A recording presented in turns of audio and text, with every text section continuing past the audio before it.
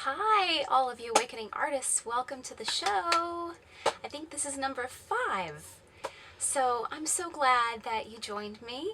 I have been doing so much spring cleaning today and started yesterday. I'm sure that you have been doing that as well. The weather just kicks up that energy of just clear out all that dirt and get things organized, get control of our lives again. Which is especially true for me. I have felt like my life has been completely unmanageable, especially last week. But with all these wonderful things that have been going on, I've had some really great things happen for me career-wise, and just really positive steps forward. But I've had some other things going on in my personal life that have been going along with this string of positive stuff, and not realizing the whole time that we've had, I think, 4 planets have been going or are going in retrograde. And I don't know if you know anything about retrograde. You've probably heard of Mercury going retrograde, but apparently Venus also went in retrograde. And of course, everyone thinks of love when they think of Venus. So any relationships with anyone personally, whether it be family members or someone really, really close to you, friendships, just upheaval, it can ensue, apparently. And that's what's been going on in my life. I've had just horrible miscommunications. Of course, that goes along also with Mercury, apparently. Transit as well as communication. Anything with technology will just go awry. And as you saw from my last video post, it was all fuzzy. I couldn't figure out why. I'm still not sure what caused that. So just this week now, we have stepped out of some pretty bad retrogrades. Brats, I almost said. So very apropos. And I feel a release. I feel like my creative side is starting to pump again. So check out astrological movements in our universe, because they really have a strong effect on you, especially if you're a creative. Sorry for the noise. The windows are open. But of course I live in Brooklyn, so there's a lot of noise. So yeah, keep track of what's going on with the planet and the universe, because it really does affect us, especially when you're so connected to your creative self. And I think you'll be shocked at how pinpoint it is on with things that you experience emotionally, at least for me. Oh my goodness. So I live in Coney Island and all the bikers are out. Hopefully they'll pass. So, but I learned a really fun ritual this last week. It's a candle ritual. And it went so well. I've already seen results with it in my life, career-wise, that I've decided to explore that avenue in a professional way. It really calls to my visual artistic side that I don't usually get to exercise. I'm thinking of making a series of candles that align with your chakras and that help you with your artistic self and awakening that artist within. So stay tuned for that. I'm going to keep experimenting here at home. But I started off today. I got a lot of really great herbs and plants to start making these beautiful candles. And I'll show you. Got some beautiful purple flowers, and picked them and dried them. Some purple. I've got some yellow flowers. I bought some really amazing lemon myrtle and baby's breath. You can see the baby's breath in my hair. I warned you I was going to get all hippy-dippy with the flowers as soon as the weather warmed up. That's exactly what happened. So what I did is I made a candle for myself thanks to this beautiful organization I'm getting involved with right now. I'm learning different parts of the craft right now, as far as learning about herbs and more about tarot, and part of that was learning how to do this candle ritual. And I made one that had I decided I wanted to make it to awaken my second chakra, my sacral chakra, the seat of my creativity, because I've had some blocks there in the past. And I put some coriander seeds on there, cinnamon. I rubbed some essential oil on there as well. And I just pictured the orange light of that chakra as the candle burned down all the way. And I meditated throughout that. And wouldn't you know, the next day, I had an opportunity to speak with someone who might be interested in hiring me to sing on a continual basis through the summer. So we'll see what happens with that.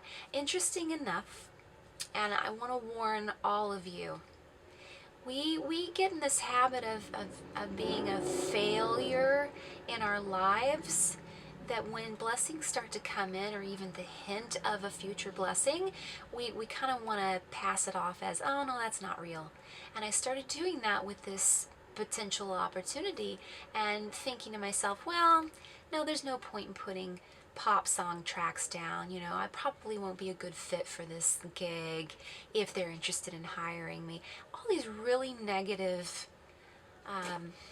ideas started coming into my head, and then I stopped myself, or someone else did, and I thought, you know, this could be exactly what I was asking for in my candle ritual. And one of the things I asked for was to remove the blocks in my sacral chakra that kept me from my empowered success. And it was very detailed. I said, you know, I want my creative endeavors to be the only thing that I need to sustain me financially. And that I wanted fulfilling artistic experiences that sustain me financially. So maybe this is one of those things. I mean, you never know. It could be a stepping stone to another thing. You never know.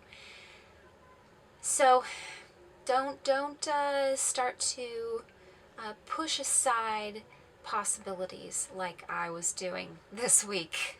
Just a warning. So I'm going to get back to you guys about the candle thing.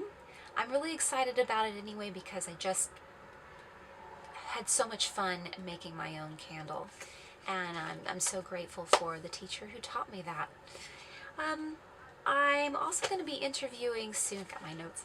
I think I mentioned before, maybe I didn't. I'm going to be interviewing some artists soon in the area.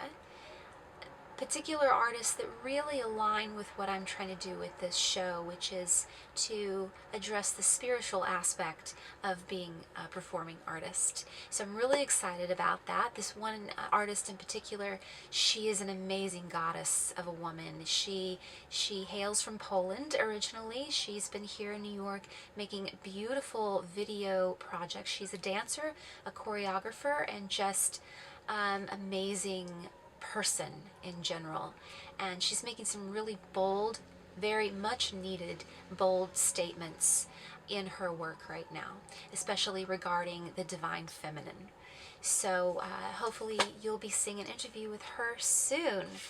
And let's see, I just wanted to emphasize why I'm doing this video, why I'm doing this show. I think I said in the first video that I shot that I really believe truly that if we find our bliss in what we do, that it's going to help this new generation of young artists coming through to really take the mantle of their artistic power and walk into the industry that we work in now and really make those needed changes, and you know, make it about loving the craft, loving what we do. And but we can't put that welcome mat down if we don't change from within. And that's the path that I'm on, and that's the path I think that we're all on. And it's spring, so it's a perfect time to let go of the things that no longer serve us up here. Those negative thoughts, negative beliefs that when we walk into an audition, that we need to be in competition with other people, that we need to get a leg up. I think even going as far as having to predict the situation in the room, you know, trying to read what the panel is looking for, I don't think those things serve us anymore. And I'll tell you that I went to my first real audition in 6 years just the other day, and that was exactly what was going on. Each girl going in to sing was standing there debating with the other girl what they thought that the panel was looking for, and trying to listen and hear how the person who went in before them did. And it felt like, you know, it felt familiar. This is what we do. This is what we're trained to think and feel. But I also felt like, wow, this is not serving you. This is not serving me. I had to keep walking out of the line several times to go and get myself grounded again and get out of that headspace, because I was starting to think that as well. So with this new spring awakening in the universe and on the earth here, in our hemisphere, try to start letting go of those ideas.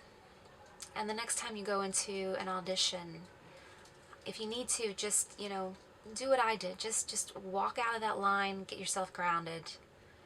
Just be in the moment. Now, I'm going to say I didn't do perfectly. The song was not in my key. The headshot was from 4 years ago, right after my father had passed away. I mean, I probably looked a mess, but I'll tell you something. For my first real audition in 6 years, I did a damn good job. I was so proud of myself, and even more proud of the fact that I was able to go in there and just enjoy what transpired.